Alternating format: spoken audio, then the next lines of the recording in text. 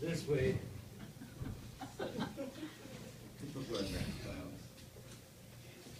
On the way down here, I threw away 36 versions of what I wanted to say today and said that what I wanted to do is speak from the heart, totally. And I got up this morning and I took a little tobacco and put it into a pipe that I use for my spiritual beliefs to express my thoughts and contemplations on a daily basis as much as possible. And in that daily contemplation, I look around me and hear things in the woods, music and birds and things flowing.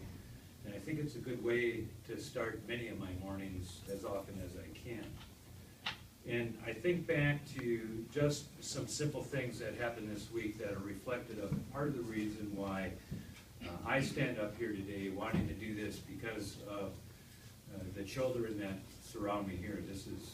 part of my clan. This is 9 of the 12 grandchildren I have, so there's 3 missing, and there might be a couple more on their way in the next few years.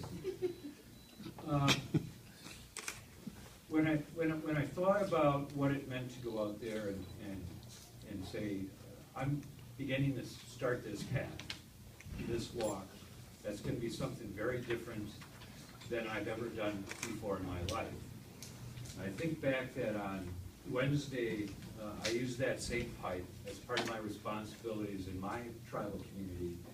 to begin the feasting process and rituals that go into sending someone who's passed away back to the Creator's residing place, back to Minowani Kadum, the place of greatness, place of tranquility that all people are promised to return to when their responsibilities on this earth have been completed. In that responsibility, an old man by the name of Pipe Mustache, that's his English name, his Indian name is Omushka, is already known, told me that there would be a lot of things coming up in my life that I would have responsibilities for when he gave me the name Oshkabelis, which is an Ojibwe word that literally means the messenger. He told me that in that ceremony that I needed to begin utilizing that pipe to help speak for people who had no voice. In fact, he says it wasn't just people that you were going to speak for, it was going to be all those living things that have no voice. It's going to be responsibility to speak for people who've passed on because they can no longer speak to the public and they need someone to reassure them that things will go on and life will go on and things will be all right. And so on Wednesday, I started my day off with providing that ceremony in which other elders from another community came in and finished it up. On Thursday, I went to a Bad River Watershed Coalition conference up in O'Brien Lake, up in the Pinocchio Range, in which 30 to 40 people came together from many organizations of northern Wisconsin to discuss the quality of air, to discuss the possibility of alternative job creations that are compatible with the earth. And the energy that comes out of those kinds of events are tremendous to see. People who care for not just immediate gratitude, but what might happen to their children and their grandchildren and the grandchildren that come after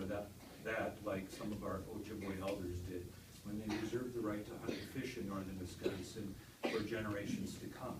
We thought about how are we going to feed our children? How are we going to provide something for them to survive in northern Wisconsin? In order to do that, we want to make a contract that says specifically they have a right to feed themselves into the future generations. On yesterday, I was at the Bad River Reservation with the Intertribal Coalition of Maple Syrup Producers, an organization I'm on the steering committee that is going to be a worldwide organization representing indigenous people from the United States and Canada who produce maple syrup as a product for the commercial market. And so in all of that, while I was doing those things, from speaking for this woman who had passed on to this coalition, to this discussion about the future of perhaps maple syrup following in the same footsteps as ginseng and providing income and jobs for our northern Wisconsin region in a resource and environmentally a clean, resourced way,